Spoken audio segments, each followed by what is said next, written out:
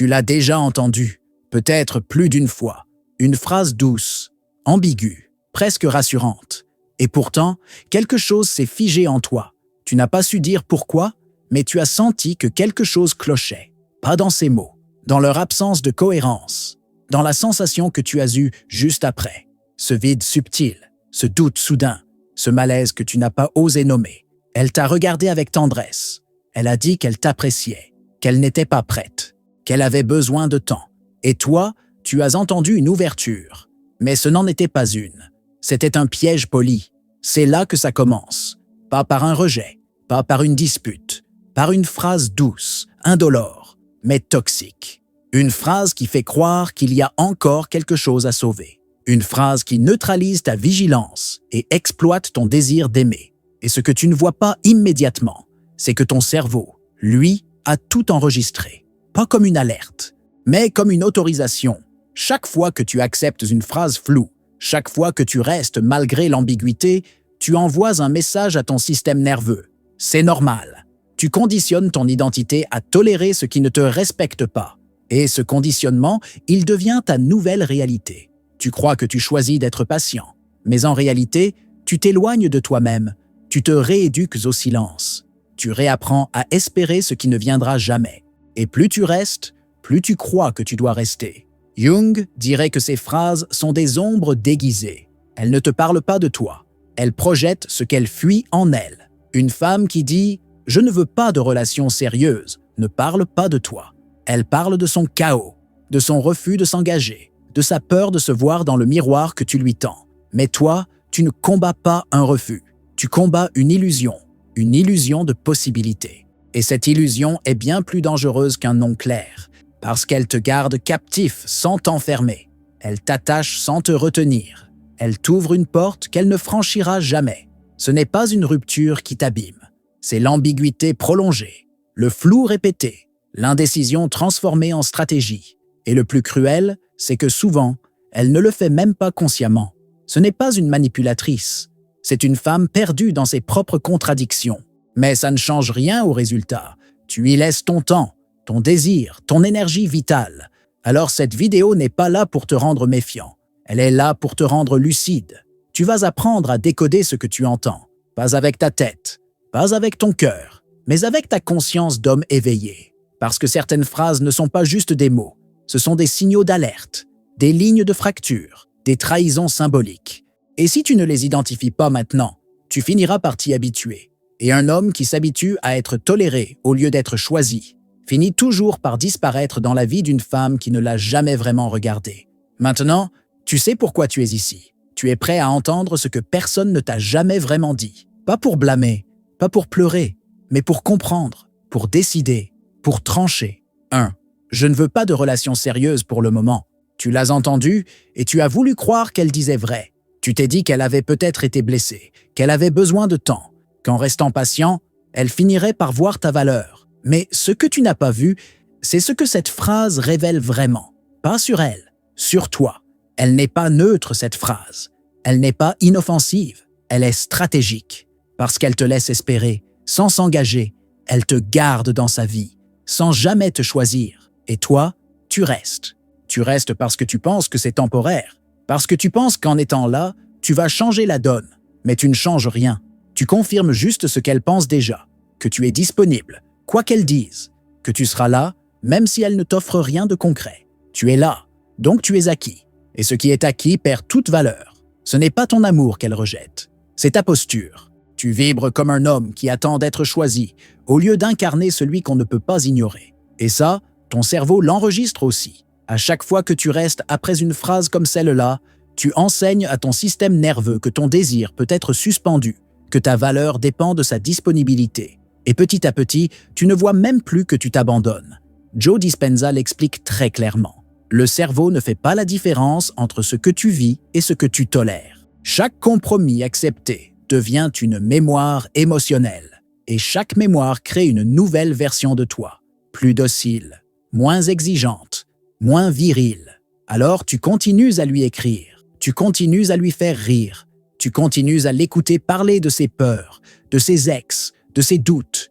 Tu te tiens là, juste assez près pour la soutenir, mais toujours trop loin pour être touché. Et un jour, tu réalises. Elle ne t'a jamais vu comme un homme à choisir. Tu étais un refuge temporaire, une pause affective dans un quotidien vide. Elle t'a gardé parce que tu rassurais. Mais elle ne t'a jamais regardé avec ce feu qui fait qu'une femme se dit « Lui, je ne veux pas le perdre ». Ce que tu croyais être un espoir était une mise à l'écart déguisée. Ce que tu appelais patience était une soumission lente. Ce que tu appelais amour était un attachement unilatéral. Elle n'a pas fermé la porte. Elle l'a laissée entr'ouverte. Pas pour que tu entres, mais pour que tu serves de lumière dans le couloir. Pour que tu éclaires ces moments de vide, sans jamais être invité à t'asseoir. Tu crois que tu construis quelque chose, mais tu ne construis rien. Tu amortis sa solitude. Tu remplis les silences. Tu es utile, mais pas précieux. Présent, mais pas désiré. Et plus tu acceptes ce rôle, plus elle te classe comme l'homme qu'on garde, mais qu'on n'embrasse jamais vraiment. Tu ne peux pas être le pilier d'une femme qui n'a même pas décidé de bâtir quoi que ce soit avec toi. Ce n'est pas ton rôle de l'attendre. Ce n'est pas ton devoir de rester disponible pendant qu'elle explore ses doutes. Un homme mature ne supplie pas d'être choisi. Il sait ce qu'il vaut. Il sait ce qu'il incarne. Et quand une femme lui dit « pas maintenant », il ne répond pas « je comprends ». Il répond intérieurement « je me retire ». Parce qu'un homme qui se respecte ne reste jamais là où l'on hésite à l'aimer. 2. Tu es comme un frère pour moi. Cette phrase t'a sans doute glacé, pas à cause des mots, mais à cause de ce qu'ils représentent. C'est une phrase qui te coupe les ailes sans faire de bruit. Une phrase qui t'enferme dans un rôle que tu n'as jamais voulu jouer. Tu pensais être celui qu'elle appréciait vraiment. Tu pensais que ce lien, cette complicité, cette écoute allait la toucher. Tu croyais que ta présence allait créer de l'attirance. Mais elle t'a classé, et pas dans la catégorie du désir. Elle t'a dit « frère » avec douceur, mais elle t'a neutralisé avec précision, parce que cette phrase, elle la sort quand elle sent que tu pourrais représenter un trouble, qu'elle ne veut pas assumer. Il y a dans cette phrase une stratégie inconsciente, une manière de canaliser ta présence sans avoir à la confronter à ses propres pulsions, une manière de sécuriser ce que tu représentes, tout en annihilant ce que tu pourrais éveiller. Elle n'a pas dit que tu n'étais pas attirant, elle a dit que tu étais rassurant. Et c'est ça, le piège, parce que tu prends ça comme une preuve de lien. Mais c'est un cercueil relationnel. Tu es enterré dans la zone de confort, pas dans la zone du désir. Et toi, qu'est-ce que tu fais? Tu acceptes, parce que tu crois encore que, peut-être, elle finira par changer d'avis. Tu restes proche. Tu continues à être là. Tu deviens indispensable, mais jamais irremplaçable. Joe Dispenza le dit clairement. Le cerveau humain s'adapte à la répétition. Ce que tu répètes devient ta réalité émotionnelle. Et à force d'accepter cette place, tu finis par croire que c'est la tienne. Tu n'es plus l'homme qu'on convoite. Tu es celui qu'on consulte, qu'on appelle quand ça va mal, mais qu'on oublie dès que le cœur s'accélère pour un autre. Et le plus dur, c'est que tu sens qu'elle te respecte, qu'elle tient à toi, mais pas comme tu en as besoin, pas comme un homme. Elle te veut présent, mais sans tension. Elle te veut loyal, mais sans mystère. Elle te veut stable, mais sans puissance. C'est le rôle du frère, présent, rassurant, inoffensif. Et tu es tombé dans ce piège, parce que tu as confondu attention et intention. Ce qu'elle t'offre, ce n'est pas une relation, c'est une place dans son décor affectif. Tu es là pour qu'elle se sente bien, pour qu'elle se sente comprise, pour qu'elle se sente importante, mais jamais pour qu'elle te choisisse. Et plus tu restes, plus tu te rends invisible à ses yeux, parce qu'un homme qui s'oublie pour être aimé devient transparent, pas attirant. Tu ne peux pas forcer une femme à te désirer, mais tu peux choisir de ne plus jouer le rôle qu'elle t'impose. Tu peux décider de sortir de cette cage dorée, de reprendre ta densité, ta rareté, ton silence. Elle a voulu un frère. Donne-lui ton absence. Parce qu'un homme qui s'est redressé ne peut plus être vu comme un pilier d'appoint. Il devient une montagne. Et une montagne, on ne s'y repose pas. On l'admire. Ou on s'en éloigne. 3. Tu mérites mieux que moi. Elle te regarde dans les yeux. Elle baisse un peu la voix. Et avec un soupçon de tristesse, elle te dit cette phrase qui ressemble à une confession, à un aveu sincère, presque à une forme d'humilité. Tu entends cette phrase et ton cœur, lui, s'emballe. Tu veux croire qu'elle t'apprécie tellement qu'elle ne veut pas te faire de mal. Tu veux croire qu'elle te respecte trop pour te tirer vers le bas. Tu veux croire qu'en lui montrant que tu es stable, patient, compréhensif, tu vas lui prouver qu'elle avait tort.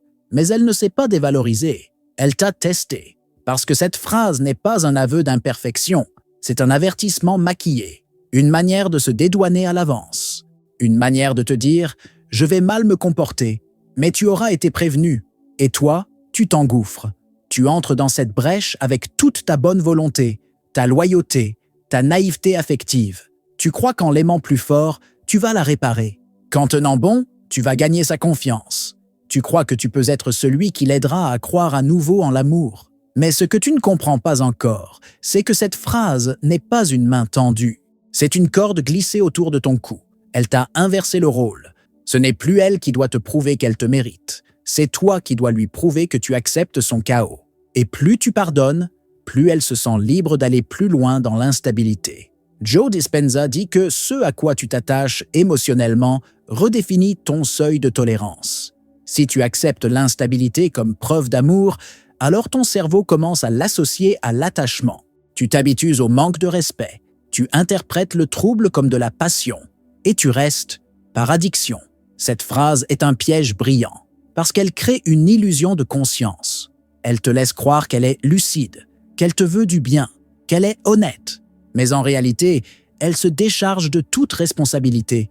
Elle annonce la tempête, puis elle te regarde tenir le parapluie avec fierté. Et toi, tu ne vois pas que chaque mot est une diversion.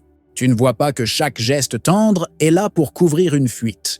Tu ne vois pas que derrière ce « tu mérites mieux », il y a une certitude froide. Je ne veux pas te donner mieux. Je ne le ferai pas. Et si tu restes, tu n'auras que ce que je tolère de donner. Elle ne t'élève pas avec cette phrase. Elle t'avertit qu'elle ne se lèvera jamais à ta hauteur. Et si tu restes, tu devras descendre à la sienne. Tu crois que tu peux l'aimer plus fort que ses blessures. Mais ce que tu aimes, ce n'est pas elle. C'est l'idée que tu peux la sauver. Tu n'es pas amoureux. Tu es accro à ton propre rôle de héros. Et ce rôle, il va te coûter cher. Il va te coûter ta paix. Il va te coûter ton axe. Il va te coûter ton estime. Parce qu'un homme qui croit qu'il doit mériter une femme blessée finit toujours par se blesser lui-même. Quand elle te dit « tu mérites mieux que moi », écoute, pas avec espoir, avec lucidité. Elle ne te rejette pas, elle t'évalue. Elle regarde si tu es capable d'ignorer le feu rouge pour continuer à avancer. Et si tu le fais, elle saura exactement jusqu'où elle peut aller sans jamais te perdre. Cette phrase n'est pas une faiblesse. C'est une stratégie, peut-être inconsciente, peut-être sincère, mais une stratégie quand même. Et toi, ta seule réponse possible, c'est le recul, pas le sauvetage. Parce qu'un homme qui sait ce qu'il mérite ne cherche jamais à convaincre une femme de le traiter comme tel. Il s'éloigne, pour ne jamais avoir à le rappeler. 4. Je ne suis pas prête à aimer, mais restons proches. Tu crois entendre une invitation, mais ce que tu entends, c'est une assignation à résidence affective. Elle ne veut pas t'aimer, mais elle ne veut pas non plus te perdre. Elle ne veut pas te choisir, mais elle ne veut pas te voir partir. Alors elle t'offre ce compromis empoisonné. Restons proches. Et toi, tu acceptes, parce que tu confonds proximité et lien. Parce que tu crois encore que la constance va créer du sentiment. Tu crois qu'en restant là, elle va se réveiller un matin et réaliser qu'elle t'aime. Mais elle ne se réveillera jamais, parce qu'elle n'a jamais dormi. Elle sait exactement ce qu'elle fait. Elle te garde dans cette zone tiède, pas parce qu'elle ne sait pas, mais parce qu'elle ne veut pas décider.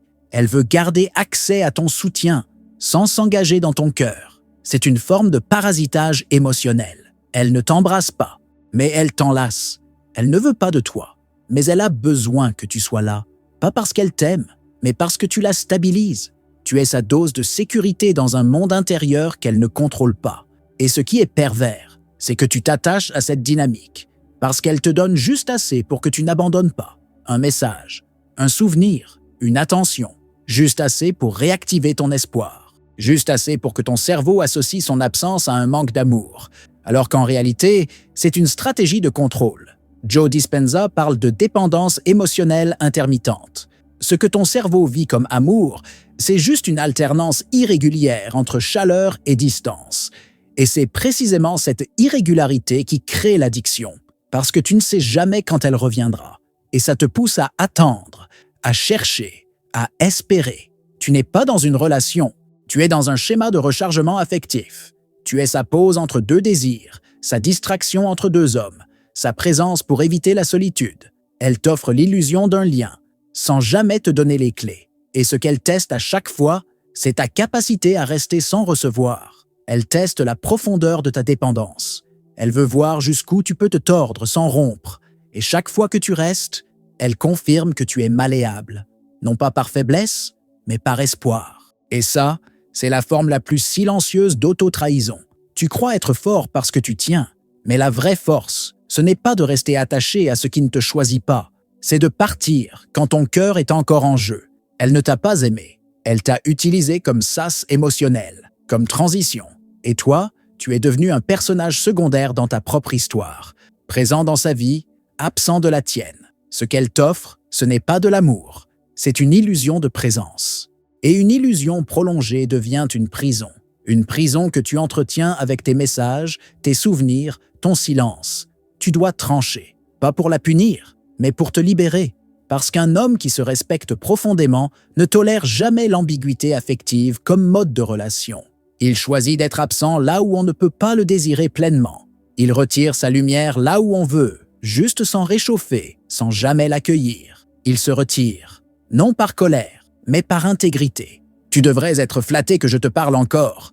Elle te le dit avec un sourire, peut-être même sur un ton léger, comme une plaisanterie. Mais il n'y a rien d'innocent là-dedans. Cette phrase, c'est une détonation subtile, une inversion totale des rôles. Elle te place en dessous. Elle s'élève et elle te fait croire que tu devrais dire merci. Ce qu'elle vient de faire, en une seule phrase, c'est d'installer une hiérarchie. Elle se pose en récompense, toi en mendiant. Elle te rappelle que ton accès à elle est un privilège, que sa simple présence est déjà un don, et que tu n'as pas à te plaindre, pas à demander plus, pas à espérer autre chose. Mais ce que tu dois comprendre, c'est que cette phrase ne sort jamais au hasard. Elle sort quand elle sent que tu doutes, quand tu commences à se vouloir plus, quand tu poses une limite, un cadre, une exigence. Elle sent que tu commences à sortir de l'envoûtement. Alors elle te rabaisse, subtilement, mais stratégiquement. Joe Dispenza rappelle que la perception de soi se construit par le regard qu'on accepte des autres.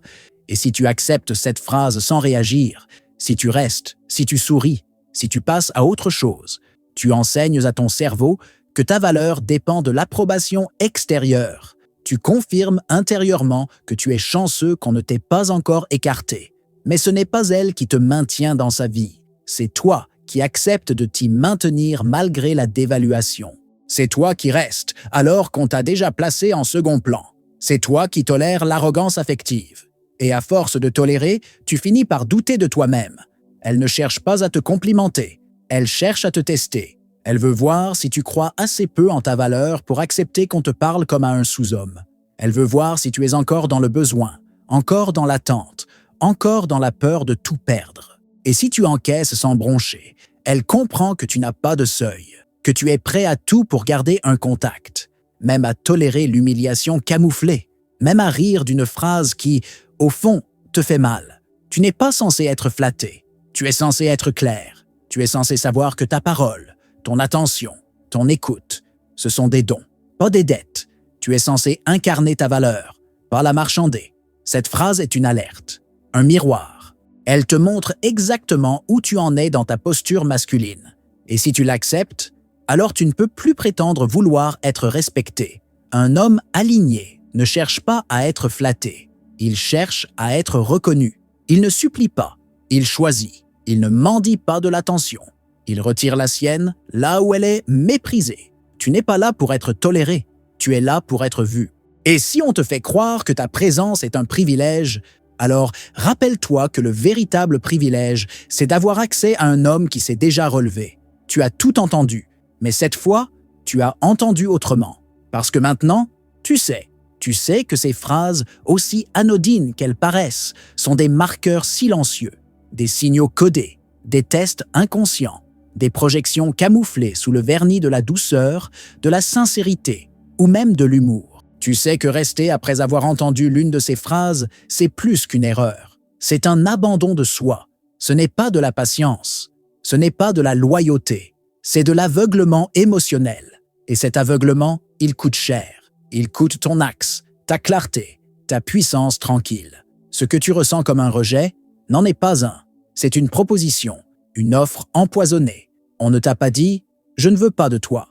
On t'a dit « je veux te garder ». sans te choisir. Et c'est là que tu dois être intraitable. Joe Dispenza dit que chaque pensée répétée devient un programme et chaque émotion répétée devient une addiction. Alors demande-toi, à quoi t'es-tu habitué sans même t'en rendre compte? À attendre, à espérer, à tolérer le flou, à accepter d'être présent sans être honoré. Tu n'es pas ici pour mendier une place dans la vie d'une femme. Tu es ici pour incarner ta place. Et pour cela, tu dois savoir quand te retirer. Tu dois savoir quand dire non. Tu dois savoir quand couper, même si une partie de toi veut encore y croire. Le respect ne se demande pas. Il s'impose par la clarté de tes frontières. Et l'amour, le vrai, commence là où tu ne sacrifies plus ton intégrité pour exister dans les yeux d'une autre. Elle t'a peut-être fait douter de toi. Elle t'a peut-être fait croire que tu devais être plus compréhensif, plus patient, plus doux. Mais maintenant, tu comprends. Elle ne te testait pas pour voir si tu étais digne. Elle testait combien tu étais prêt à perdre pour rester. Et c'est terminé. Tu ne seras plus jamais l'homme qui accepte qu'on le garde sous une forme déguisée de mépris. Tu ne seras plus jamais le pilier d'une femme confuse. Tu ne seras plus jamais la lumière temporaire dans le couloir vide de quelqu'un qui n'ouvre pas la porte.